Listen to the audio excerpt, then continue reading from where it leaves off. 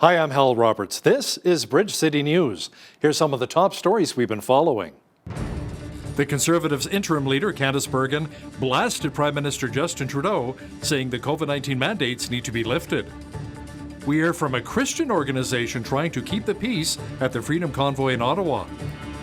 And we also have an update from the Coutts border crossing as the blockade continues in the small Alberta border village. Your nation.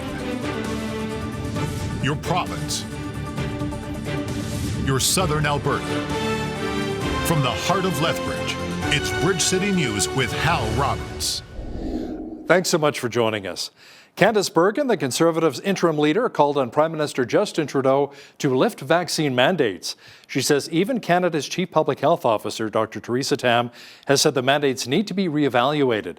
Trudeau doubled down, however, and said we must be careful and continue to follow the science. When it comes to lockdowns and mandates, we're seeing things change very quickly, and rightly so. Dr. Tam has said that vaccine mandates should be reevaluated, and today the chair of the Quebec Liberal Caucus clearly and strongly stated it's time to end the divisiveness and the politicization and end the mandates. We Conservatives could not agree more.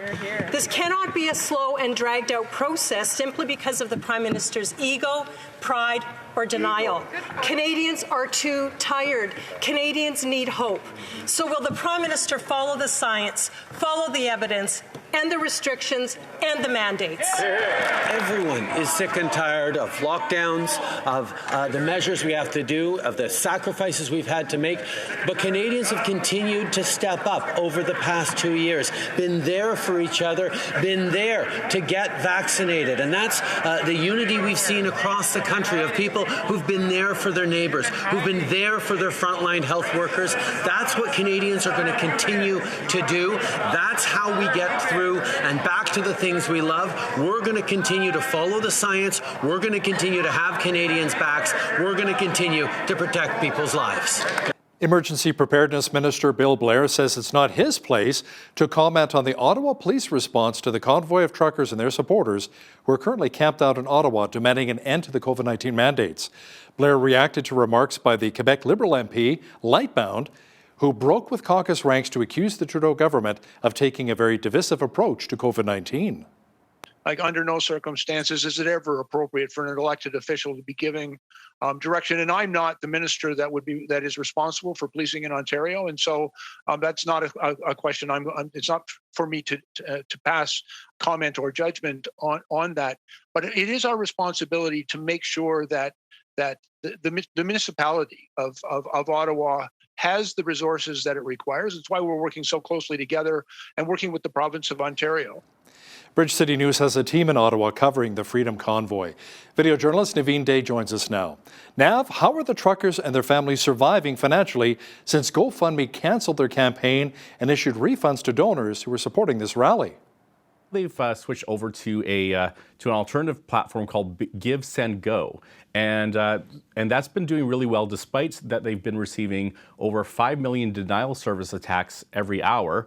They've managed to raise about $7 million, or over $7 million as of this morning.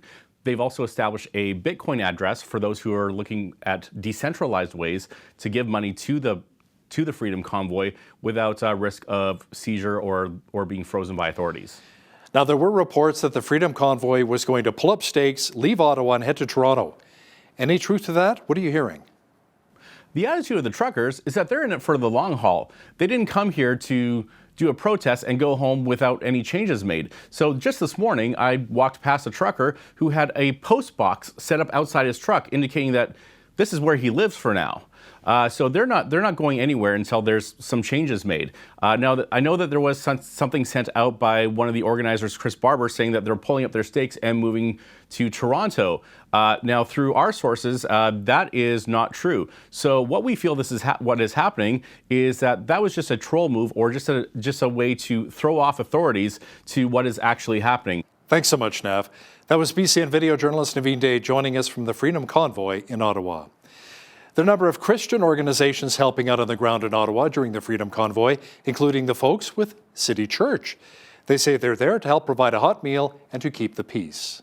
We've set up this tent here to help keep the peace, and we're in front of Parliament, so anyone getting rowdy or bothering any of the politicians, we've taken upon ourselves to actually intervene to keep the peace. We're feeding people every day. We have donations set up so we can go to women's shelters and homeless people. That's part of our ministry. So can you tell us why this is important?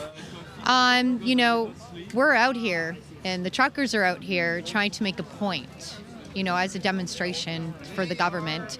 And basically, it's important to keep the peace because we don't need one person and the media twisting things around. So that's why we're here. The Mayor of Windsor, Ontario, is working with police to try and clear a protest that has shut down traffic over the Ambassador Bridge into Canada from Detroit. A group of 70 trade organizations is demanding a swift end to the blockade, citing the need for food, medical products, and industrial parts.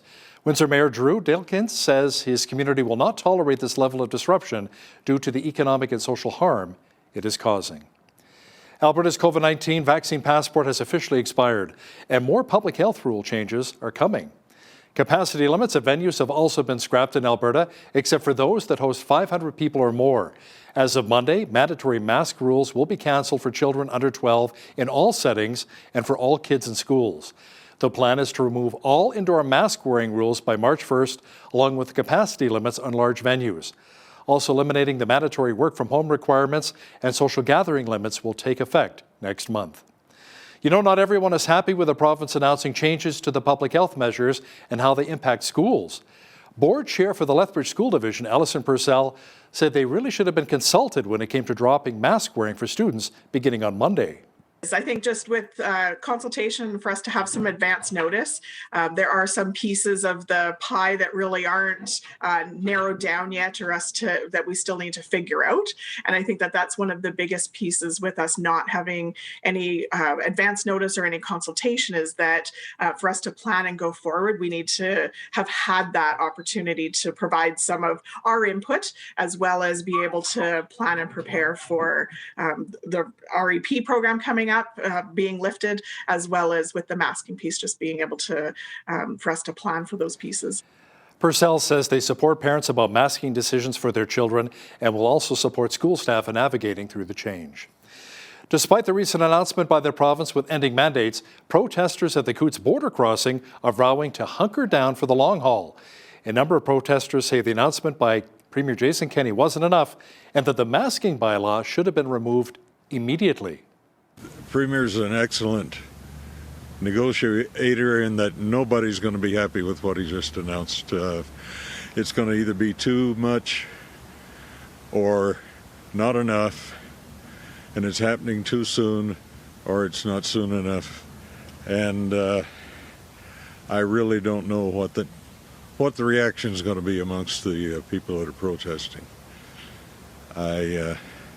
We had protesters shutting down the highway last night after they didn't get announcements earlier in the day. So I don't want to encourage anything, but I'm a little anxious over what the reaction is going to be. We're here for the big picture. We're here. It started with the border thing, started with Trudeau, and until Trudeau moves, we don't move. Grateful for the minute step that Kenny made. A lot of it is, the rep program, awesome. Happy with that. We're happy with that, but it's such a small start. And some of the things like the mask thing, it's such a minute issue. If people want to wear a mask, let them wear a mask. Nowhere should you be forced to wear a mask. It's ridiculous. That would have been the simplest thing to say, drop the mask. One business owner in the town of Milk River says the trucker protest near the Coots border crossing hasn't had a negative impact on his business. The owner of DC Metalcraft and the gift shop says the protest has been positive for them, and the truckers and supporters are spreading a good message that needs to be heard. The truth is that we opened during March of 2020, which is the start of the pandemic. And so we've carried that burden for 2 years too. And we've rolled with it. We got vaccinated because it wasn't about anti.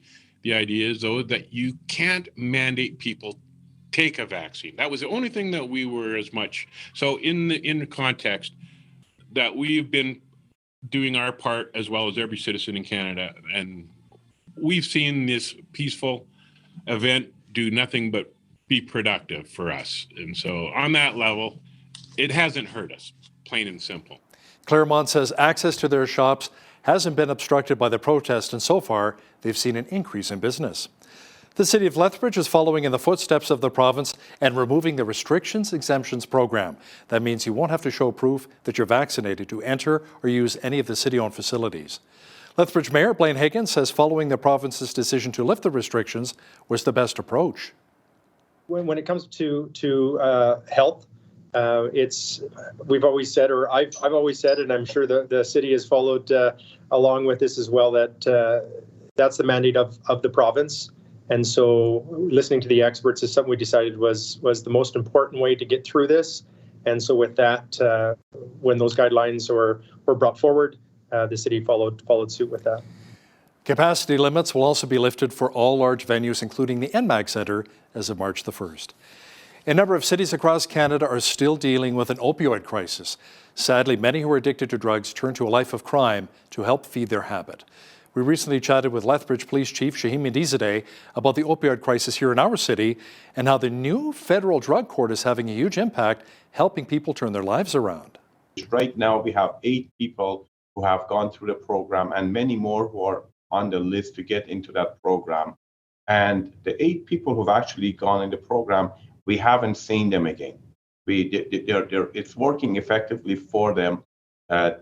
These courts actually are providing people an opportunity to get out of that lifestyle, but more important, providing them with skills, housing, etc., to get them on the right track in life. Chief Medizadeh will also discuss how the recent pandemic has impacted his officers with increased cases of PTSD. That Q&A is coming up later in our broadcast. While the above seasonal temperatures continue for much of southwestern Alberta, it's felt more like spring instead of winter.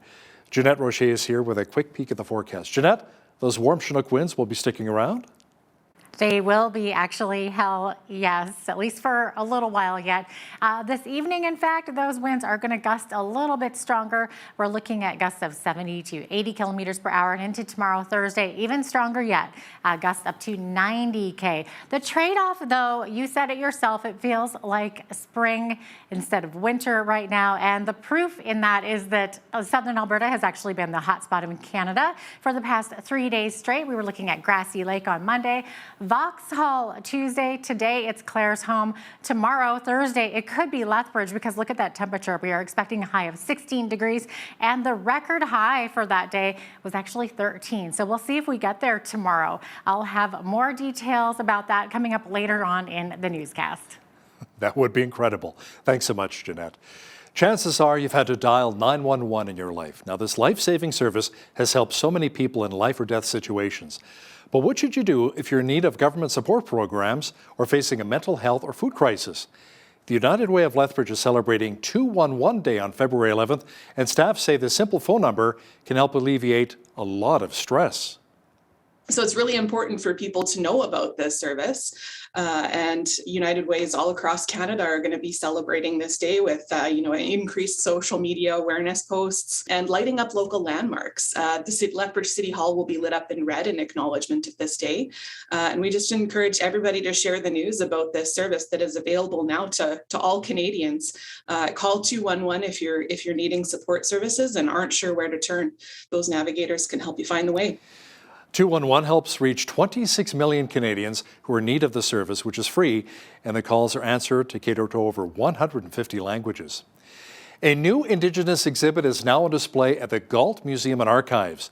It showcases Indigenous culture and the impact the pandemic has had on them. As Micah Quinn explains now, this exhibit features some beautiful masks.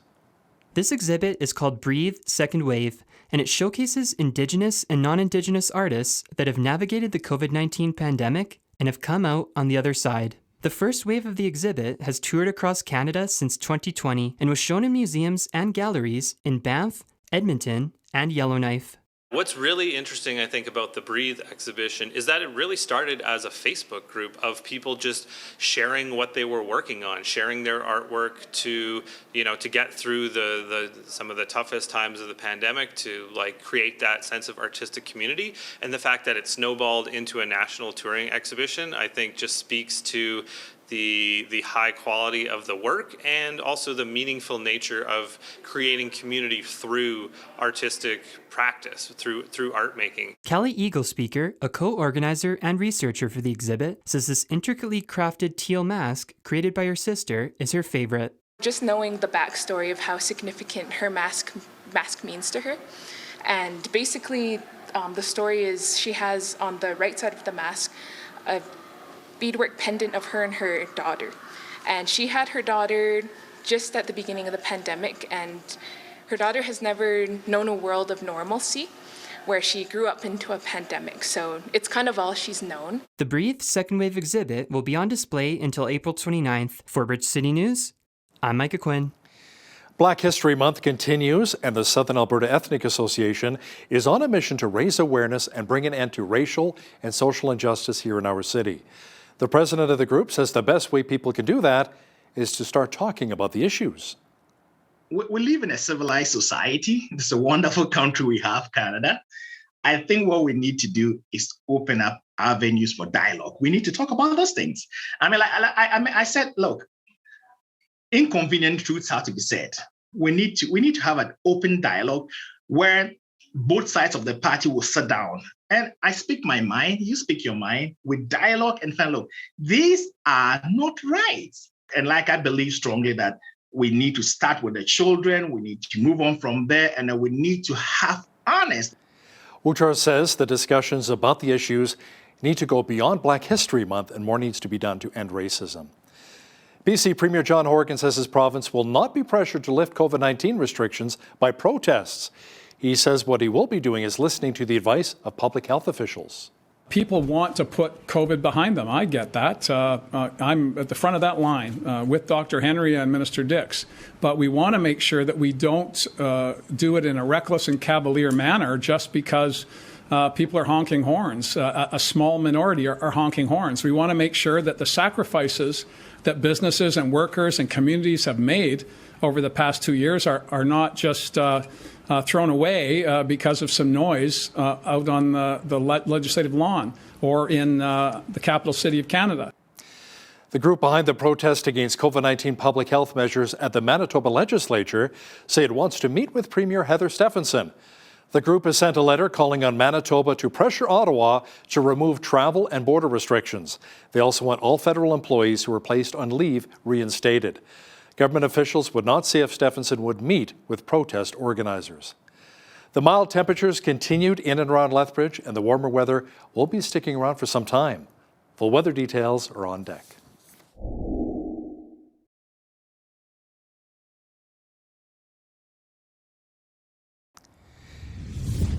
It has felt a lot more like spring than winter these past few days.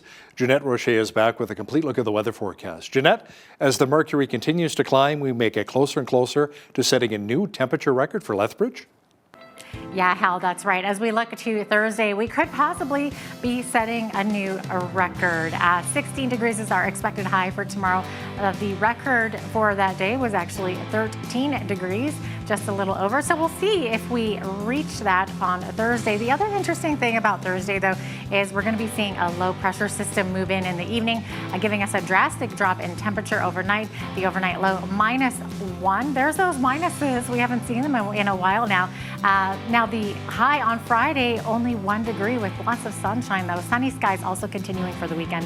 6 degrees the high on Saturday, 9 for Sunday. 7 degrees the high on Monday with mainly cloudy skies, and a high of only -3 next Tuesday as we see another drop in pressure. Monday night also we're going to be seeing a chance of flurries or showers there. Now the average high for this time of year, 1 degree, -11 the average low for this time of year.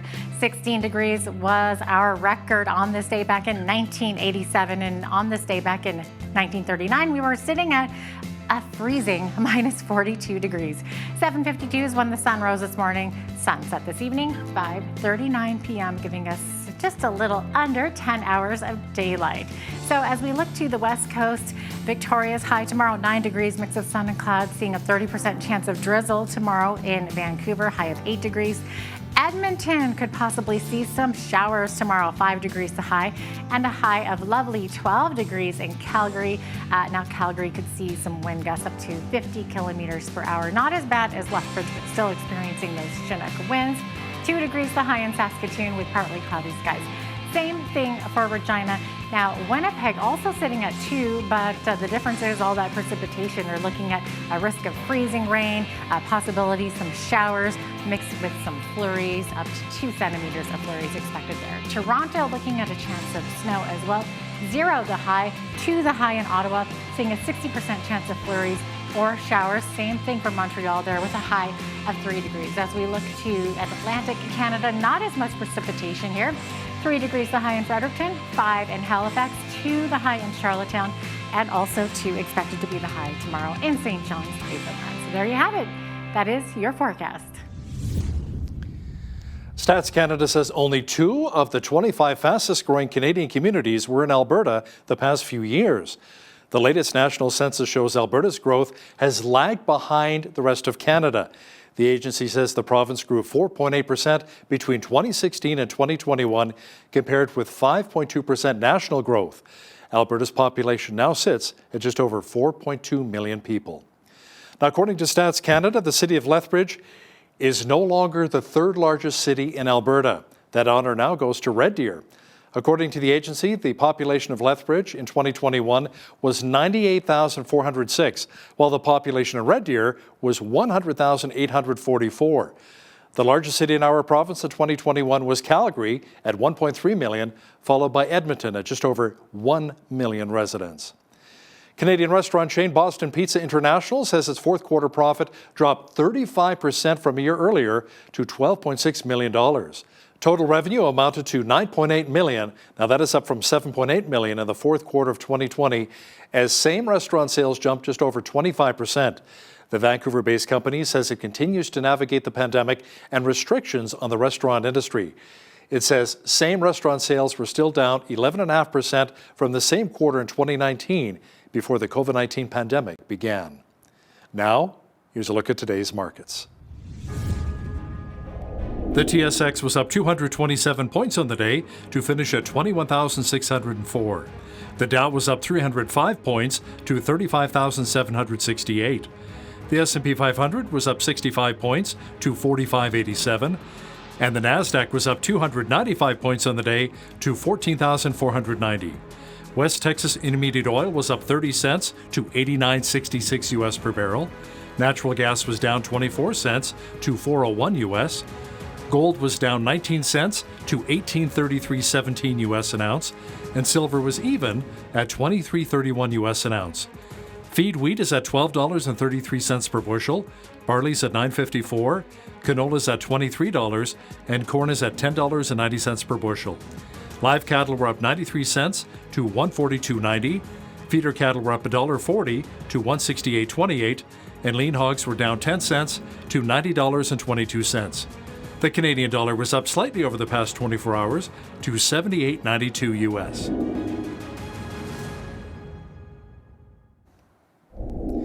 Recapping one of our top stories, Alberta's COVID-19 vaccine passport has officially expired and more public health rule changes are coming. Capacity limits at venues have also been scrapped in Alberta, except for those that host 500 people or more. As of Monday, mandatory mask rules will be cancelled for children under 12 in all settings, and as well for all kids in schools. Coming up, an exclusive one-on-one interview with Lethbridge Police Chief Shaheen Medizadeh, who will discuss how the LPS is dealing with crime and the drug crisis here in our city. That informative interview is on deck.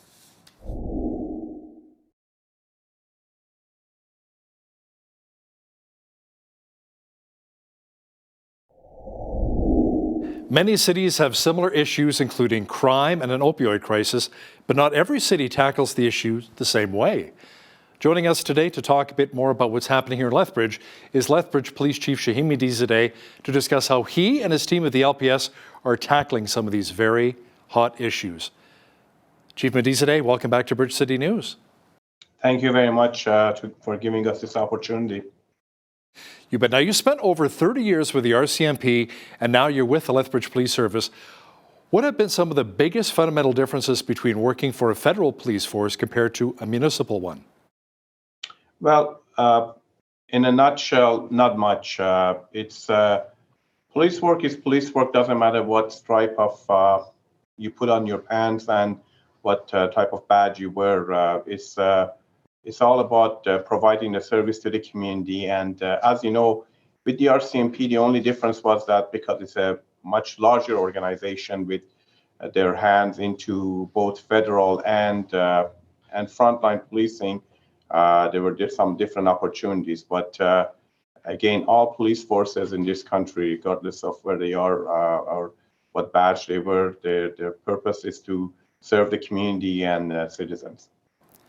So, Chief Medizadeh, what are your thoughts on the province potentially bringing in a provincial police force and no longer using the RCMP?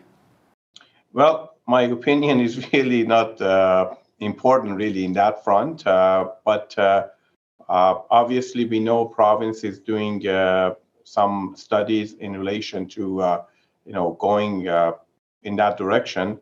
What I can offer, though, is as an RCMP member for almost 32 years, I know RCMP, not just in Alberta, but in any other province or territory that they serve, they provide great service to the citizens. And but again, it's a decision that the province has to make, and I don't think my opinion really matters. Now, when he was Justice Minister, Casey Medu asked you to submit a report a couple of times discussing how the Lethbridge Police Service has changed, more accountability, transparent, and have a better culture. Is that settled now? Is the province happy with your reports? Well, we obviously, when the report was submitted, we had to send it a second time because minister wanted more information into the different areas. So which we added those and resubmitted the report. But when you look at the report, Al, we've made that public, the highlight of the report. The report wasn't about stuff that we were just starting. This stuff we had started a long time before minister got engaged and basically gave us that direction. We basically compiled all the initiatives that we were already working on based on the gaps we had seen within the organization, both internal and external, to try to come up with solutions. And our report is compilation of all the initiatives that we had already started to assure the minister and his office that this department wasn't a department that existed in 2017, 2018. We are moving forward.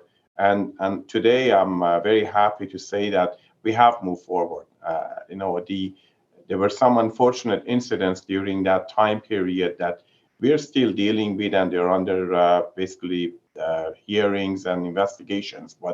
But those incidents don't define our organization today, and we have moved forward. And from the beginning, I've also asked people to just move forward with us, and we certainly reflect on the past, the mistakes that were made, the misconducts that were exhibited.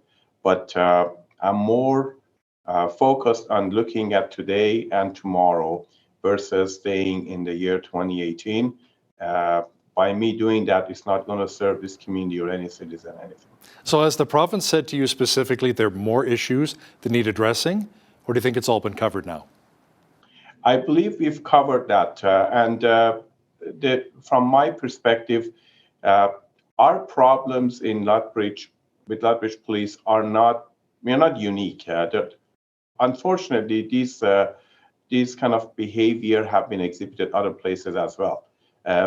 In our case, it was more political, but we've taken huge measures to actually move forward to make sure that behavior like that, basically we have clear policies, we have clear protocols to make sure our employees don't engage in those type of activities. But we all know humans, I can't guarantee that nobody ever does. Same as any other police department. I'm sure You agree that you can read these things for other police departments when people commit acts of misconduct. I think the important thing is when we actually identify those, we deal with them swiftly and hold people accountable. But again, holding people accountable, it has to be done through a legal process, respecting other people's rights and everyone's rights, because everyone, even if you're a criminal, you still deserve to be treated with respect and through the legal processes we have in this country. At no time we can really go outside of those posts, because if we do, it's actually going to give those people who commit acts of misconduct a way out, because we are not respecting their rights. What were your thoughts when Casey Medu was blasted for calling the Edmonton police chief to chat about a distracted driving ticket? Now, what would you have said to Medu if he would have called you and said, hey, I received this distracted driving ticket here in Lethbridge, can we talk about it? Well, I don't really want to comment on that, because as you know, even the nature of the call, etc., that's under investigation. But in my case, as a chief of police, if someone calls me about a ticket, my quick response to them would be paid. I've got myself, I have to admit it, photo radar tickets that I just go pay. And really, at the end, that's just the way it goes.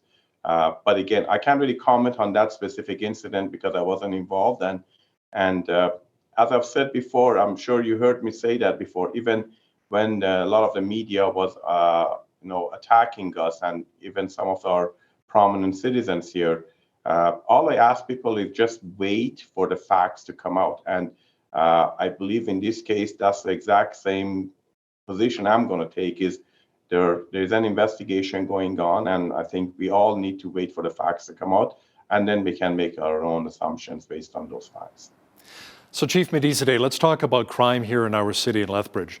What kind of crime are you seeing specifically right now, and how much of it is tied in with our drug crisis? Well, majority of the crime that's really brings us to, brings our crime up are basically property crimes, and more important than that, opportunity crimes. And these are directly tied with the drug crisis and addiction issues and homelessness, etc., that we see in the city. One thing I'm very proud to say that from the department perspective, first of all, I came here August of 2020, and in 2020, as you know, we saw a 3% reduction in crime, and that trend has continued in 2021. I think we are going to see almost an 8% reduction in crime in our city. That's reflective on two fronts. Number one is obviously what the department is doing. We are more intel-led in our policing approach. We are using our analytical and intelligence much better to be more focused on where the police needs to be and who we need to target. So that's the policing kind of enforcement piece, if you want to call it that we've changed a lot.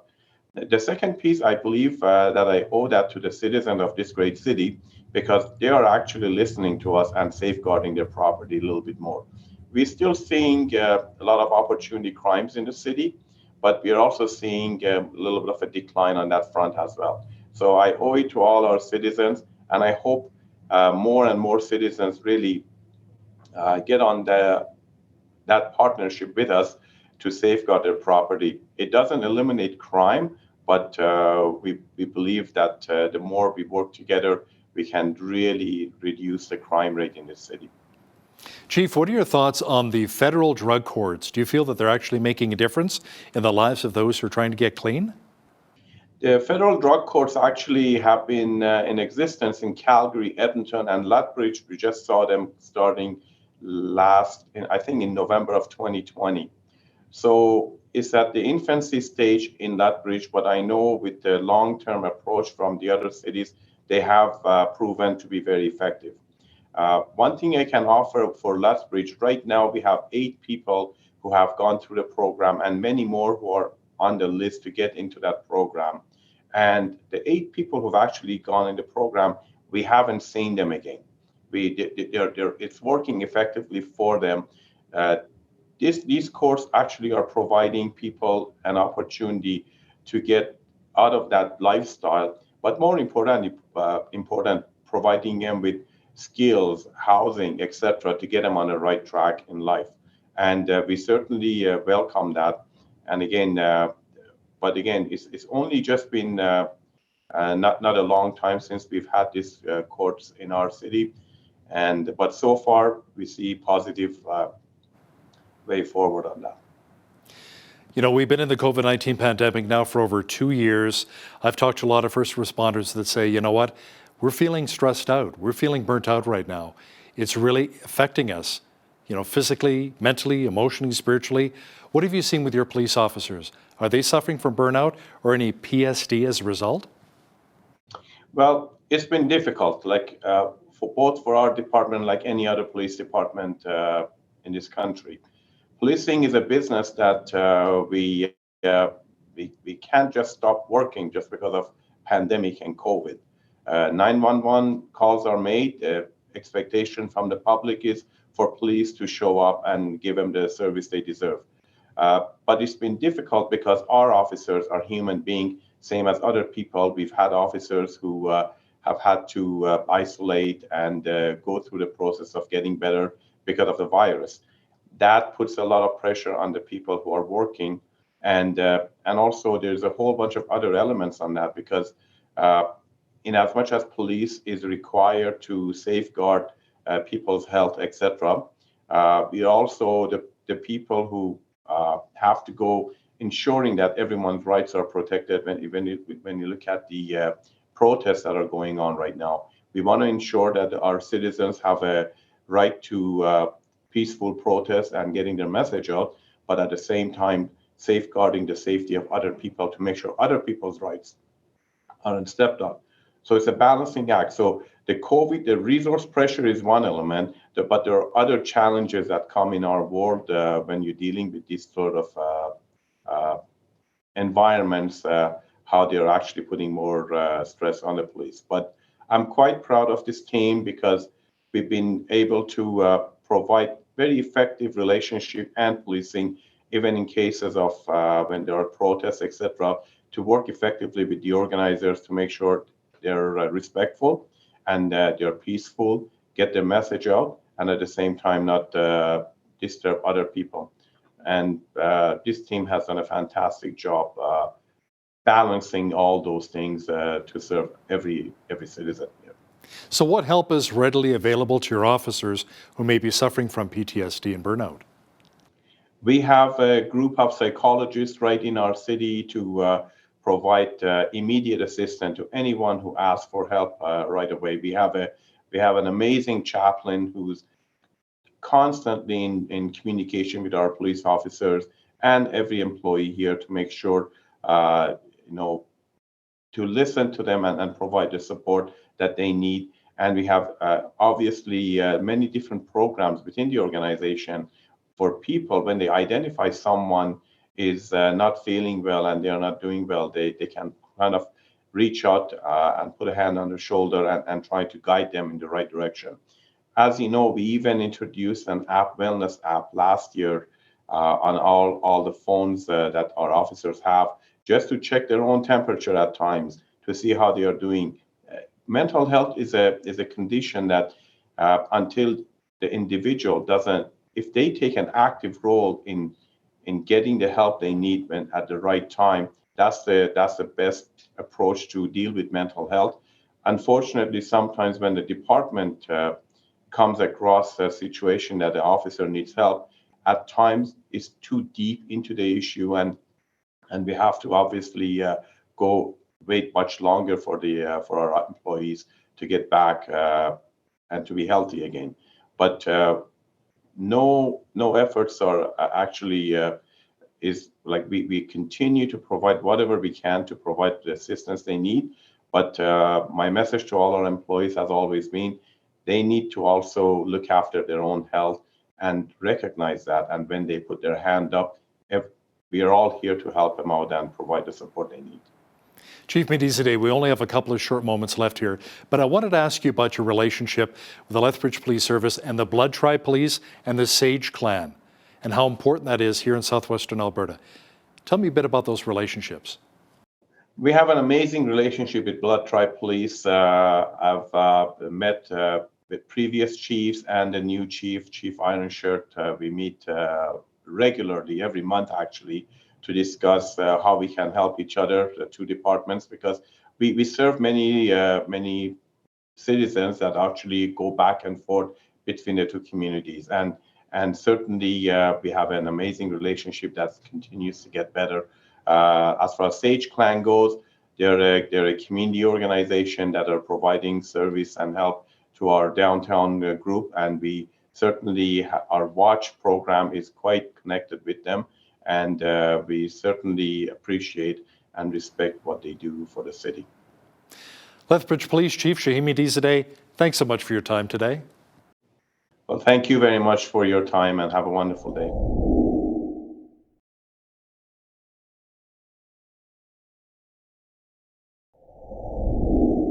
It's always such exciting news when parents announce that they're expecting, but for anyone who has experienced the loss of a baby through a miscarriage or a stillbirth, this is not only traumatic at the time, but it can add a dimension of fear and anxiety in any future pregnancy.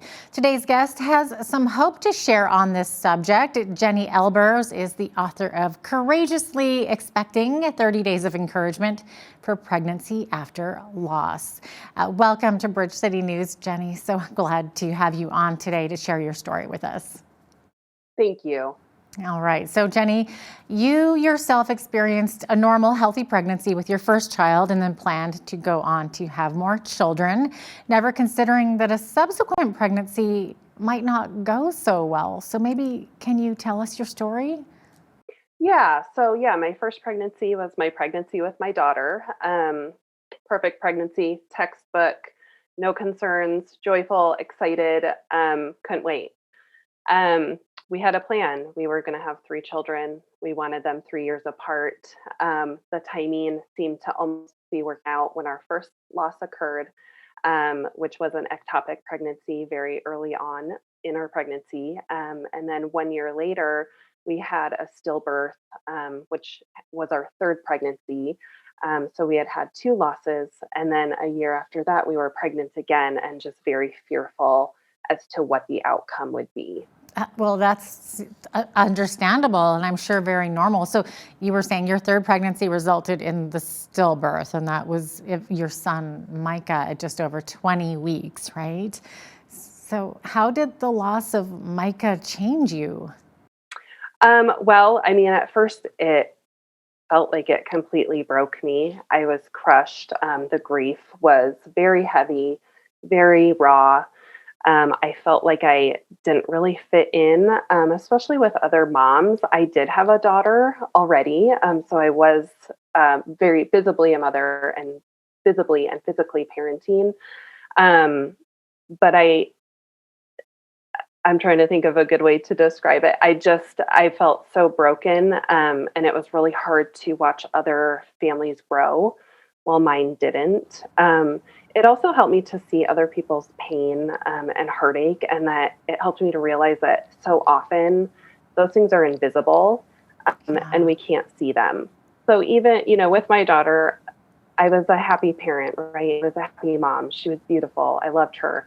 But people, as time went on, people couldn't see kind of the pain that had played into my motherhood. Yeah. And then after becoming pregnant again for a 4th time, again, I felt almost like I didn't fit in and I felt invisible because I was pregnant and it was a happy time, but there was so much grief behind that. Yeah. And so I think, all of those things are related specifically to motherhood, but I think it just gave me a level of compassion that I didn't have before. And then also related to pregnancy, how it changed that was I didn't feel so naive anymore, right? Like I knew that pregnancies could go wrong, whereas I didn't really know that before. And I think you kind of do have to experience it to really understand. I think you're right. Absolutely. How traumatic too, because anyone who knows gestation knows that a normal pregnancy is about 40 weeks. So losing your baby at 20 weeks, you're halfway through, that's got to be about 4.5, 5 months in. So that's a big chunk of your pregnancy. So and having to tell people. Yes. How devastating for you. I'm so sorry that you went through that. But after losing Micah, how did you and your husband go about making the decision to try again? I would imagine it would be a scary decision. Absolutely. Yeah, I would say it was a combination of things. One, time. My doctor's recommendations were to wait 6 months.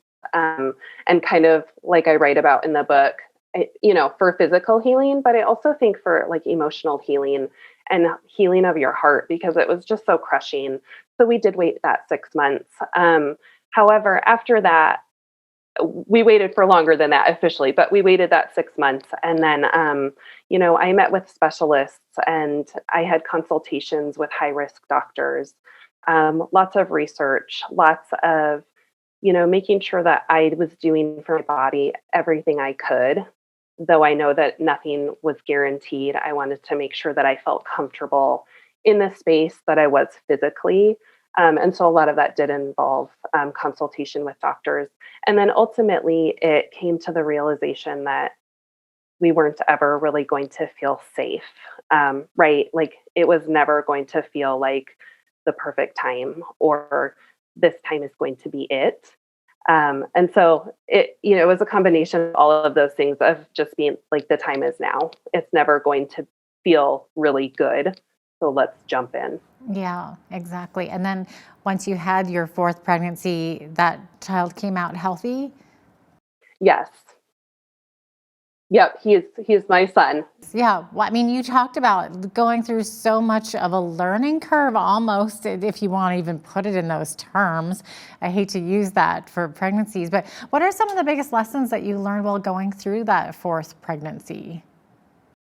Yeah, one of the biggest ones is that being pregnant after loss and just kind of that season of life is very misunderstood by most people.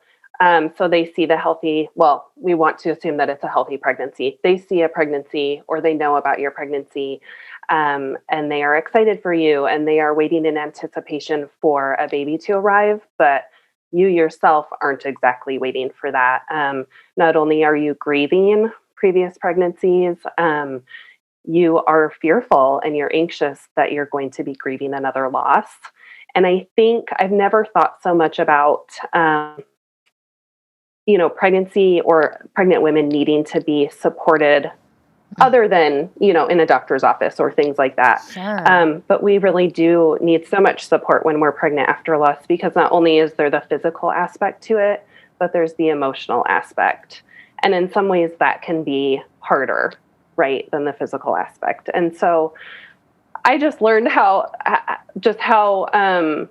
pregnancy is viewed, generally through society, and how pregnancy after loss is kind of missed. And, it's different than a normal pregnancy.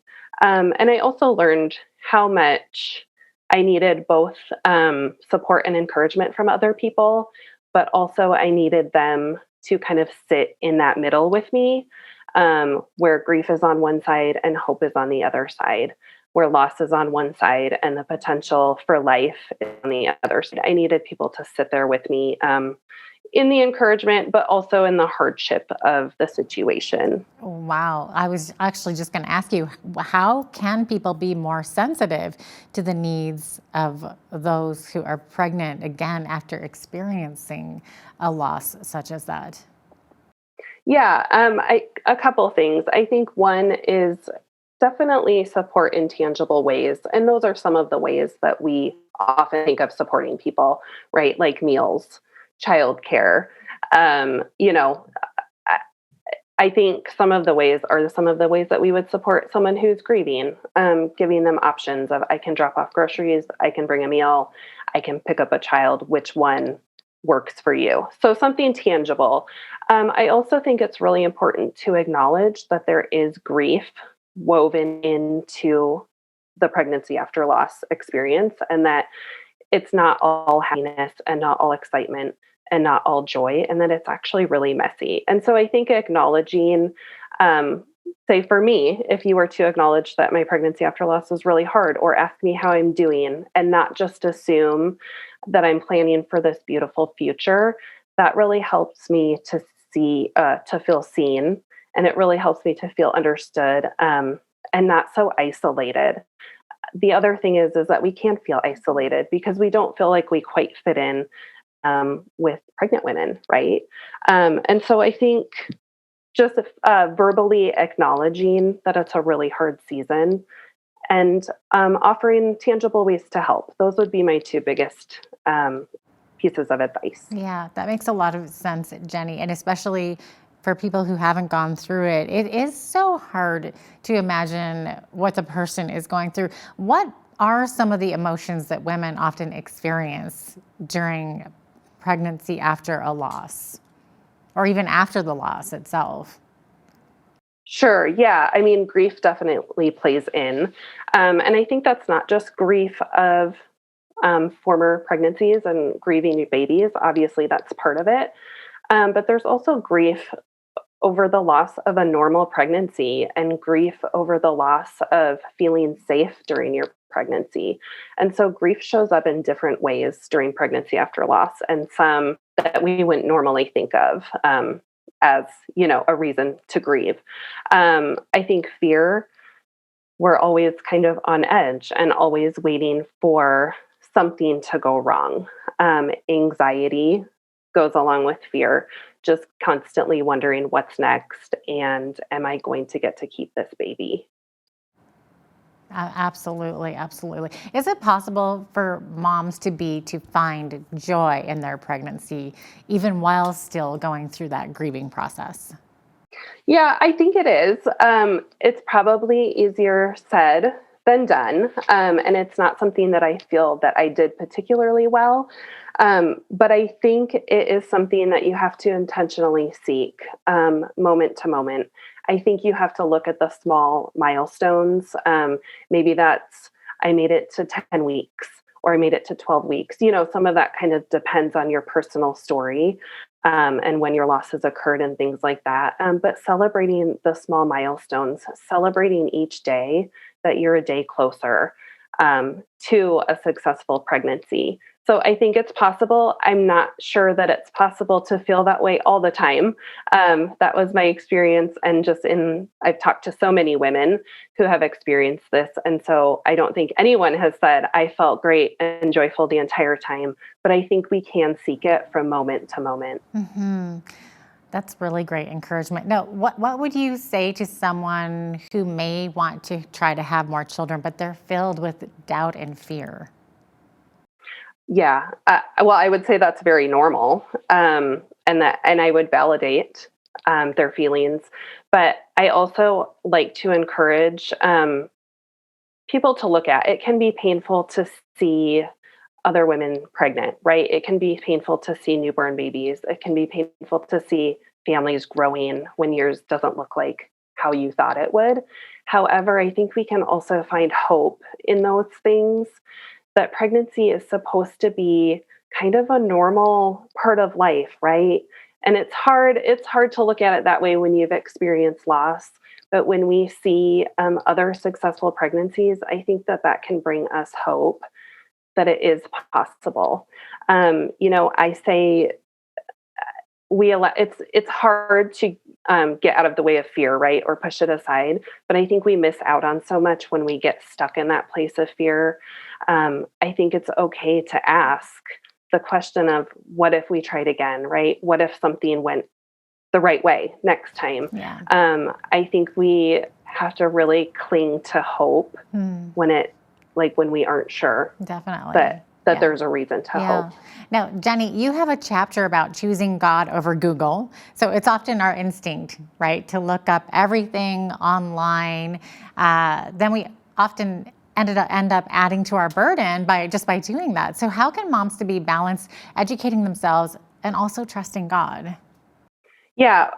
Number one, that was probably one of my biggest problems. And so I think some practical ways are setting time limits. I'm not suggesting to never look at Google. I think like now that we have that technology, that's just what we do. But I think setting healthy boundaries around that is really important. I found myself searching for the same things over and over, kind of in hopes that I would find the answer that I wanted. That never happened. And so, in those times of obsessing, it's healthy to turn it off and instead pray, or instead listen to worship music, or instead, read scripture, whatever that looks like for you. But to somehow break the cycle of obsessing over it. And I think, the internet was super helpful for me in that I could connect and be supported by so many other women who had experienced loss, which I didn't have in my regular life. And so that was healthy and that was helpful. But Google can be super negative, right, in so many ways. Totally. And so when you get in that cycle, break it, whatever that looks like. Yeah. And also talk to your healthcare providers. Mm-hmm. I know that it's easy for us to go to a doctor's appointment and then come home and look up obsessively everything that they said. But I think it's important that we are open with our healthcare providers, because ultimately they're the ones who are there and who are caring for us and who need to know what's going on. Whereas Google, isn't reliable. Thanks so much for sharing your story with us today, Jenny. Really appreciate having you on. Thank you so much for having me. All the best to you and your family. Jenny Elbers is the author of Courageously Expecting 30 Days of Encouragement for Pregnancy After Loss. It is available at www.jennyelbers.com. That's ALBERS, Elbers. So great to have her on today. I'm Jeanette Roche on behalf of all of us here at Bridge City News. Thanks for watching.